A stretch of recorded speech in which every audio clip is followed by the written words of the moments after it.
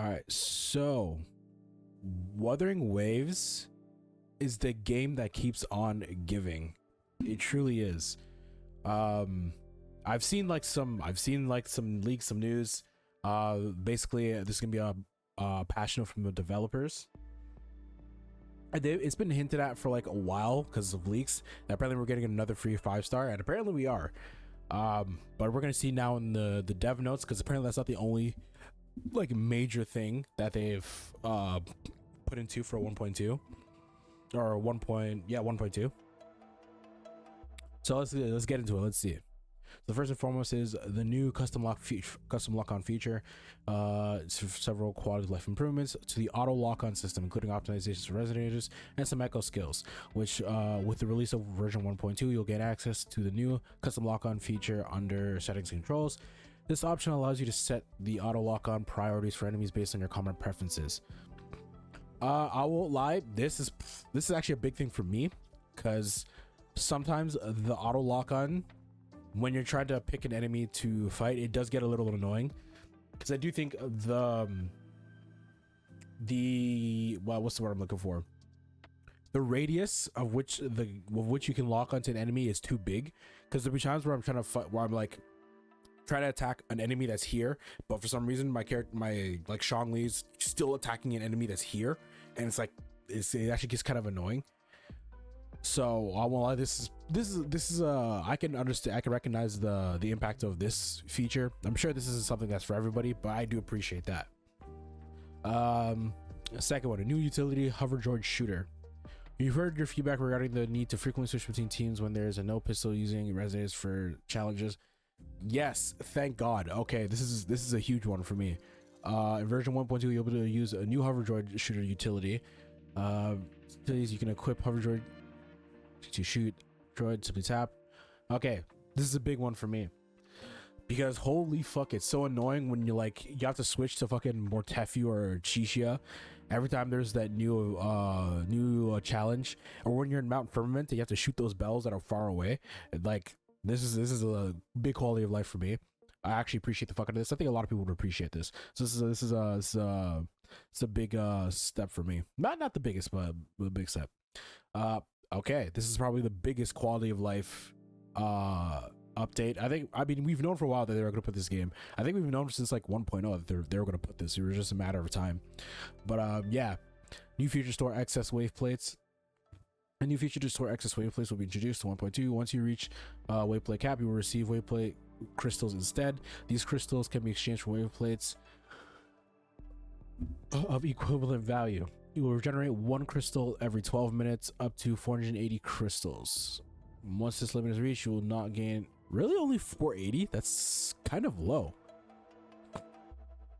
I feel like at the very least, it should have been the same thing as Honkai Star, where you get like 10 times the amount. Like Honkai Star is 2400. It caps at 2400.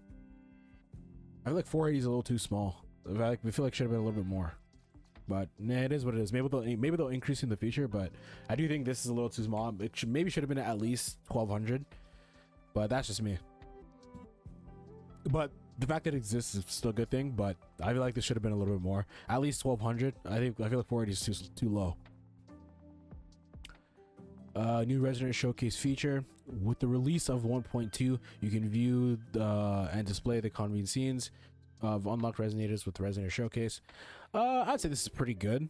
I think this is all right. Not the biggest quality of life, but it is appreciated, because you know, it's like you look at the scenes where you pick them, where like you get the 5-star character and then they kind of just can't see it again. So I can appreciate this. I think this is a pretty good add-on. It's not the biggest quality of life, like it's not the most important one, but I think people who want to see that Yinlin scene where she's sitting there with her feet out, yeah, I think people are really appreciating this one. Option to play at 120. Yes, okay. This one, here we go. We can now play at 120 FPS. This is people will appreciate the fuck out of this. However, I am scared because right now Kuro is still there's still a few bugs in this game. I won't lie, there are still a few bugs in this game. Much as I love this game, let's keep it real, there's still a few bugs in this game, and I am cautiously optimistic about whether or not 120 FPS will cause a few extra bugs. I feel like this may cause a few extra bugs, but we'll see. But let's keep it real. 120 FPS playing Wuthering Waves. That sounds like some peak gameplay right there. I'm gonna enjoy the fuck out of that. New Depths of Elusive Realm store rewards. Yeah, basically the Sim Uni new store rewards. What are they gonna put out as first plays? The white cat will bring new exchange items into. Oh, the white cat. Oh, it's not the. Oh, it's not the like the store when you use the currency that you get from beating the elusive realm. That's true. You know. Honestly, you know what I think they should do. Genuinely, because it says this to help level up all the characters. Genuinely, you know what I think they should do. They need to lower the prices of all the shit in the game. I won't lie. A level up of a character is fucking expensive. Like I never feel like I have enough money. It actually, like, honestly, I feel like they need to lower the cost for like a lot of the level ups, or at the very least give us more of the rewards, because like, bro, like you farm the echo level up material and you can barely level up one echo like from like 15 to 20. Like honestly, I feel like they need to lower the cost of a lot of shit, or give us more when we farm. Cause I don't lie, they be penny pinchers in this game. More guidebook activity points or from a daily quests. Yeah, this I can appreciate. Makes doing dailies easier. Means you can better, quicker in and out. Appreciate that. Very good quality of life. Make dailies easier so you don't have to spend much time playing the game. Version 1.2 coming soon. Okay, so this is coming soon. This update will introduce the Moon Chasing Festival event and dedicate ourselves to address any issues as far. We're well aware that many aspects of Wuthering Waves still have room for improvement, and we're committed to listening to your feedback to continue to optimize and enhance the game. Together, we aim to create a better Solaris 3 and offer you more thrilling adventures. We are also excited to announce that everyone will receive the 5-star resonator Shang Li Jiao for free during the second half of version 1.2. So the rumors were true. We're getting another free 5-star, and we're getting this dude. I saw some dreams about his attack animations. He looks sick as fuck. I think he's supposed to be a lightning. So let's see if Kalcharo got power crept. Because he's free, everybody's gonna get him. So we're gonna see if Kalcharo, like, if anyone's gonna use Kalcharo after this guy comes out. But that's sick. We're getting another free 5-star, and this time is limited because all the other 5-stars we got were like, they gave you like the free 5-star we got was from the standard character, so you can choose a standard character, and then like most of the free 5-stars we got were like just from the standard banner.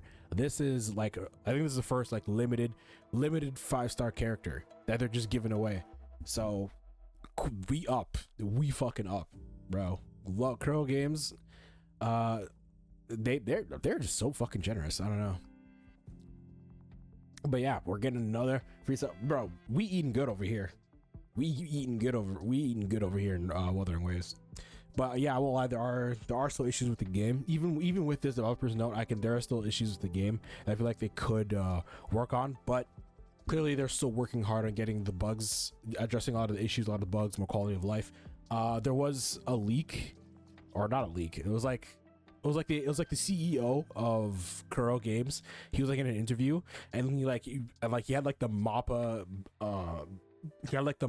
eye bags because he was so overworked.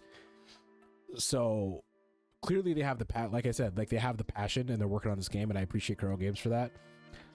So like this is a pretty good developer's note.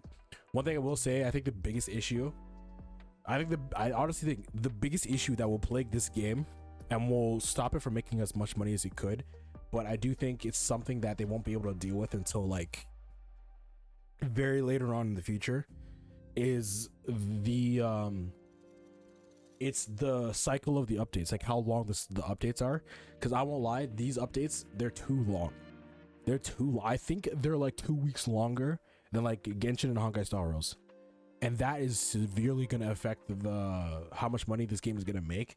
Because, bro, even if the updates are good and they have a lot of events, because the update cycle is so long, it feels like there's nothing to do already, and it's just it's kind of bad. And I understand, and the sad thing about it is I kind of understand why it's so long, because you have to understand that Kuro Games is not Hoyoverse. They don't have the resources or the size. So I think it's a necessary evil for them, but it doesn't change the fact that it's still gonna fuck them very badly until they can lower the life cycle of these updates, of these patches. So they need to bring down the length at least 1 week, ideally 2, but at least 1 week. They need to bring these cycles down. But yeah, that's just my opinion. But overall, very good quality of life updates. Kuro Games always a W, always looking out for us, the players, and that's something that we can appreciate. Even if you don't like Wuthering Waves, at least something I feel like you can appreciate is that Kuro Games actually does give a fuck about its players. It's hard to make that argument with Hoyoverse, because okay, maybe not with Hoyoverse. Okay, let me not say Hoyoverse as a whole, but it's hard to say that with Genshin Impact. It's hard to say that the devs of Genshin Impact actually give a shit about their players, whereas with Kuro Games, you can tell that they actually care.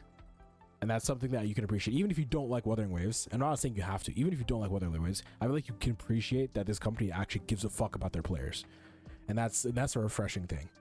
But yeah, we eating good. Cannot wait for 1.2 so I can try this dude out.